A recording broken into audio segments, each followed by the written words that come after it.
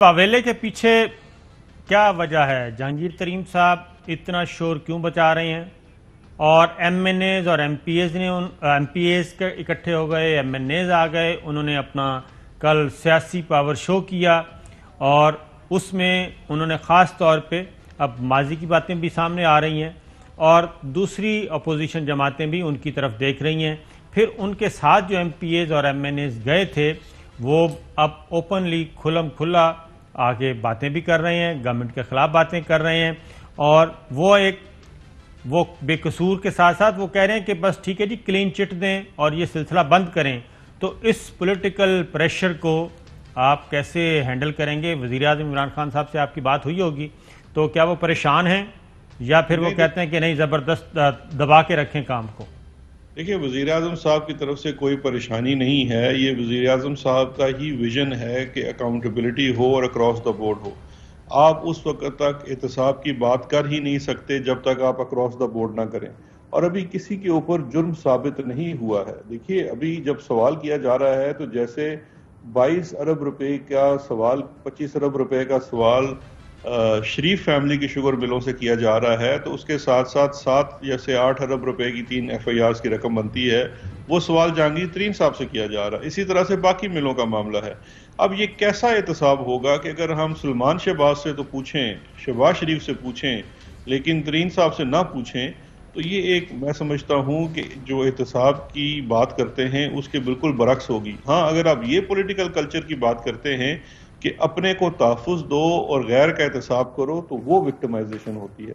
उसके लिए prime minister साहब किसी सूरत भी तैयार नहीं हैं, और वो जो तहकीकाती इदारे हैं उनको बिल्कुल आज़ादी है और उनके मामलात में किसी तरीके से दखल अंदाज नहीं होंगे।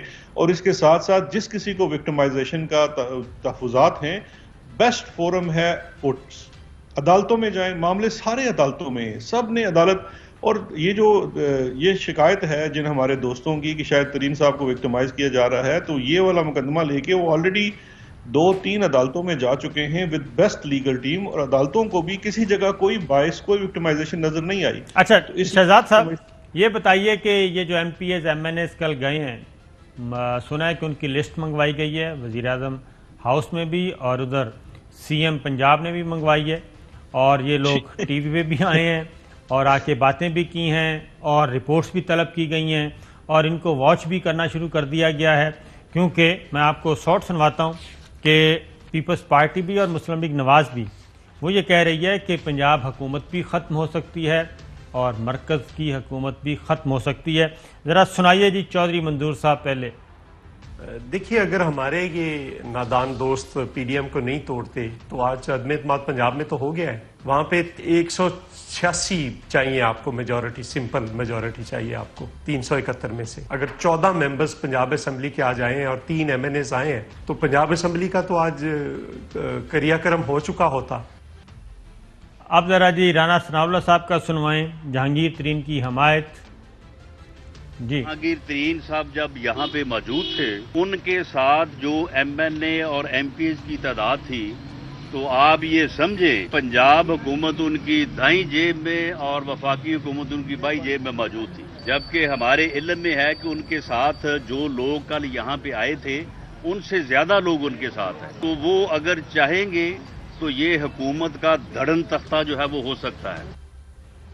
जनाब शहजाद अकबर साहब, ये आपकी वजह से पंजाब हुकूमत का भी धड़न तख्ता हो सकता है, मरकज़ का भी धड़न तख्ता हो सकता है। तो आप वज़ीर-ए-आज़म इमरान खान की और वज़ीर आला पंजाब उस्मान बुज़दार की हुकूमत क्यों गिराना चाहते हैं? देखिए साबिर भाई, बात यह है कि ये धड़न तख्ता तो राना सनाउल्लाह और इनके हमनवा से हम पिछले 8-9 माह से सुन रहे हैं। ये इनके ख्वाब भी हो सकते हैं, धड़न तख्ता होगा। और दूसरी बात यह है कि ये तासुर देना भी कि शायद किसी शख्स ने इमरान खान साहब को एतमाद का वोट लेने में या वज़ीर-ए-आज़म बनने में कोई कलीदी किरदार अदा किया। सबों की इसमें कोशिश होती है, लेकिन जो लीडर है वो इस किसी भी चीज़ का ये मोहताजी नहीं है कि वो किसी एक शख्स या किसी एक ग्रोह की वजह से बैठा हुआ है। वो उसकी एक लीडरशिप है, उसकी एक मॉरल अथॉरिटी है जिसके ऊपर वो कमांड करता है। तो मैं नहीं समझता कि ये कोई बात इस तरह की है। मैंने कल भी एक अपनी प्रेस टॉक के अंदर ये बड़ा वाज़ेह तौर पे कहा था कि जो लोग तरीन साहब के साथ अदालत गए हैं, उनकी ज़मानत की पेशी थी, وہ ایک ہمارے کلچر کا بھی حصہ ہے، ایک وہ ان کے ساتھ انہوں نے یکجہتی کا بھی اظہار کیا ہے، کیونکہ ان کے اوپر جرم ثابت نہیں ہوا ہے. وہ ان کی لیکن شہزاد صاحب کل دستی صاحب تھے کاشف عباسی صاحب کے پروگرام میں، وہ صرف اس کلچر کی وجہ سے نہیں ان کے ساتھ گئے، بلکہ انہوں نے بتایا کہ ادھر اور بھی بہت سے لوگ ناراض ہوئے کہ ہمیں کیوں نہیں بتایا، ہم نے بھی آنا تھا. اور وہ بالکل کھلم کھلا اوپنلی وہ کیا کر رہے، ڈسکریڈٹ کر رہے تھے گورنمنٹ کی پالیسیوں کو، اور خاص طور پہ جہانگیر ترین صاحب کو ڈیفینڈ کر رہے تھے. اب وہ لوگ میڈیا میں آ کے، ٹاک شوز میں آ کے باتیں کر رہے ہیں، تو کیا آپ ابھی بھی سمجھتے ہیں کہ یہ بس ایویں ہی ہو رہا ہے صرف پولیٹیکل کلچر کی وجہ سے؟ چودھری صاحب بھی آپ سے کچھ پوچھنا چاہ رہے ہیں. جی چودھری صاحب. شہزاد اکبر صاحب ٹھیک ہے، مقدمے ہیں، اس میں خدا نہ خواستہ کوئی پھانسی تو نہیں لگ جانی نا، کوئی ڈاکہ یا چوری تو ہے نہیں ہے. اب یہ ثابت بھی ابھی نہیں ہوا کہ انہوں نے چوری کا کیا کچھ ہے یا کہاں سے لوٹ مار کی ہے. That will be established by FIA اور NAB and then approved by a court of law. تو اس دوران لائنز آف کمیونیکیشن کیوں آپ نے ختم کر دی ہیں؟ جہانگیر ترین جو پہلے نہ کہ حالانکہ وہ ڈسکوالیفائڈ آ رہے ہیں، اس حکومت کے آنے سے پہلے ڈسکوالیفائی ہو گئے تھے، if you recall supreme court سے. تو اب اس کے باوجود بھی وہ پارٹ اینڈ پارسل رہے. اب ان کے ساتھ آپ نے تمام روابط کاٹ دی ہے اور ان کو ایک ہاٹ پوٹیٹو کی طرح پھینک دیا ہے. Is this the way of dealing with your people?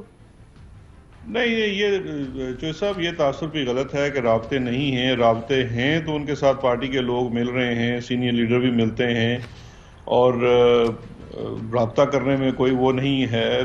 مجھ سے بھی وہ رابطہ کر سکتے ہیں، میں ان سے رابطہ کر سکتا ہوں. شہزاد صاحب اچھی بات بتا رہے ہیں. بریک پہ